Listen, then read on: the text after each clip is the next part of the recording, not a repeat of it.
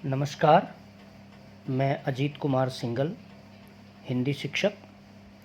आज हम 12वीं कक्षा की पाठ्य पुस्तक आरोह भाग 2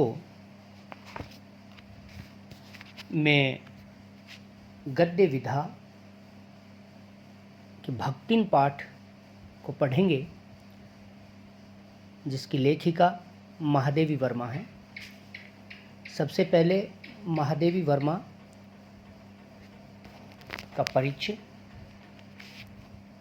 महादेवी वर्मा का जन्म सन 1907 में उत्तर प्रदेश राज्य के फर्रुखाबाद जिले में हुआ था। इनकी प्रारंभिक शिक्षा इंदौर में हुई। अपने देश में ही नारी शिक्षा के प्रसार के लिए इन्होंने बहुत योगदान दिया तथा स्वतंत्रता आंदोलन में भी भाग लिया। काव्य के अतिरिक्त गद्य साहित्य में भी इन्होंने कालजयी रचनाओं का सृजन किया है। 8 वर्ष की आयु में 12 मासा जैसी कविता लिखने वाली महादेवी की प्रमुख काव्य कृतियों में निहार, रश्मि, नीरजा, सांदेगीत, दीपशिखा आदि हैं। इनकी गद्य रचनाओं में अतीत के चलचित्र, श्रृंखला की कड़ियाँ, स्मृति की रेखाएं प्रमुख हैं। इन्हें ज्ञानपीठ पुरस्कार के साथ ही प्राय सभी प्रतिष्ठित पुरस्कारों से विभूषित किया गया है। भारत सरकार की ओर से वर्ष 1956 में इन्हें पद्म भूषण अलंकरण से अलंकृत किया गया। 11 सितंबर 1987 को महादेवी जी का देहांत हो गया। साहित्य सेवी और समाज सेवी दोनों रूपों में महादेवी वर्मा की प्रतिष्ठा रही है। महात्मा गांधी की दिखाई राह पर अपना जीवन समर्पित कर उन्होंने शिक्षा और समाज कल्याण के क्षेत्र में निरंतर कार्य किया। नारी समाज में शिक्षा प्रसार के उद्देश्य से उन्होंने प्रयाग महिला विद्यापीठ की स्थापना की। साहित्य जगत में महादेवी वर्मा की प्रतिष्ठा बहुमुखी प्रतिभा के रचनाकार के रूप में रही है। अगर कविता के क्षेत्र में वे छायावाद के 4 स्तंभों में से एक मानी जाती हैं, तो अपने निबंधों और संस्मरणात्मक रेखाचित्रों के कारण एक अप्रतिम गद्यकार के रूप में उनकी चर्चा होती रही है।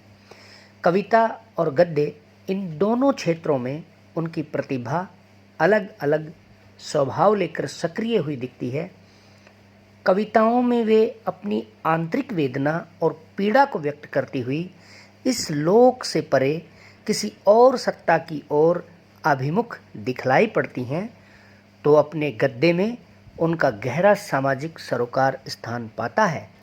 उनकी श्रृंखला की कड़ियाँ जो 1942 में प्रकाशित हुई, उस समय की अद्वितीय रचना है, जो हिंदी में स्त्री विमर्श की भव्य प्रस्तावना है। उनके संस्मरणात्मक रेखाचित्र अपने आसपास के ऐसे चरित्रों और प्रसंगों को लेकर लिखे गए हैं जिनकी साधारणता हमारा ध्यान नहीं खींच पाती, लेकिन महादेवी जी की मर्मभेदी और करुणामयी दृष्टि उन चरित्रों की साधारणता में असाधारण तत्वों का संधान करती हैं। इस तरह समाज के शोषित, पीड़ित तबके को उन्होंने अपनी गद्य रचनाओं में नायकत्व प्रदान किया है। उनके इस प्रयास ने हिंदी के साहित्यिक समाज पर ऐसा गहरा असर डाला कि संस्मरणात्मक रेखाचित्र की विधा के लिए शोषित, पीड़ित आम जन को विषय वस्तु के रूप में मान्यता मिल गई। प्यारे बच्चों, ये महादेवी वर्मा का संक्षिप्त जीवन परिचय था। अब हम बात करते हैं भक्तिन पाठ की। भक्तिन पाठ जो है उसका परिचय हम पढ़ेंगे, जानेंगे उसके बारे में कि महादेवी जी ने इस पाठ में क्या लिखा है।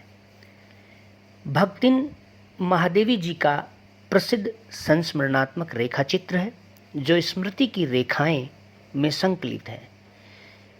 इसमें महादेवी जी ने अपनी सेविका भक्तिन के अतीत और वर्तमान का परिचय देते हुए उसके व्यक्तित्व का बहुत दिलचस्प खाका खींचा है।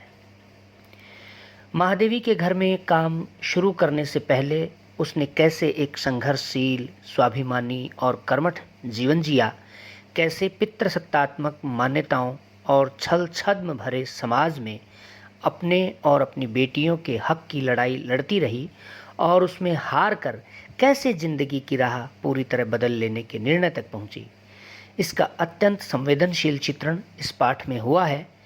इसके साथ भक्तिन महादेवी जी के जीवन में आकर छा जाने वाली एक ऐसी परिस्थिति के रूप में दिखलाई पड़ती है जिसके कारण लेखिका के व्यक्तित्व के कई अनछुए प्रच्छन्न आयाम उद्घाटित होते चलते हैं। इसी कारण अपने व्यक्तित्व का जरूरी अंश मानकर वे भक्तिन को खोना नहीं चाहती।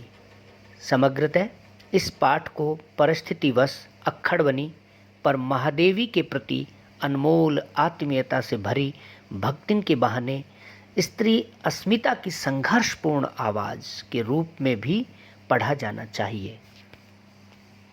अंत में मैं पुनः एक बार फिर दोहराता हूँ, जैसा कि हमने अभी पढ़ा कि महादेवी वर्मा का जीवन परिचय क्या है। 1907 में वो फर्रुखाबाद उत्तर प्रदेश में पैदा होती हैं। उनकी प्रमुख रचनाएं जो हैं दीपशिखा यामा, श्रृंखला की कड़ियाँ, आपदा आदि।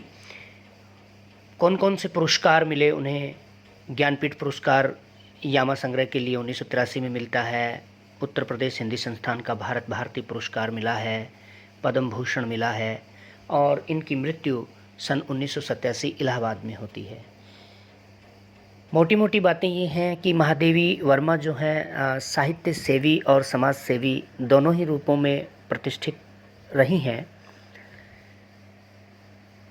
महादेवी जी ने अपनी गद्य रचनाओं में साधारण से साधारण दिखने वाले, जिनका ध्यान आम व्यक्ति की ओर नहीं होता है, आम व्यक्ति जिनकी तरफ ध्यान नहीं देता है, उन व्यक्तियों को महादेवी जी ने अपनी गद्य रचनाओं में मुख्य पात्र के रूप में जगह दी है, अर्थात कहें कि उन्हें नायकत्व प्रदान किया है।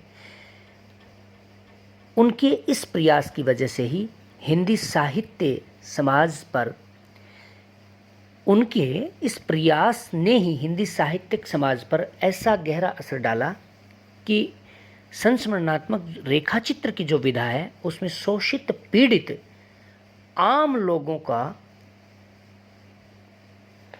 शोषित पीड़ित जो आम लोग हैं उन्हीं को विषय वस्तु के रूप में मान्यता मिल गई।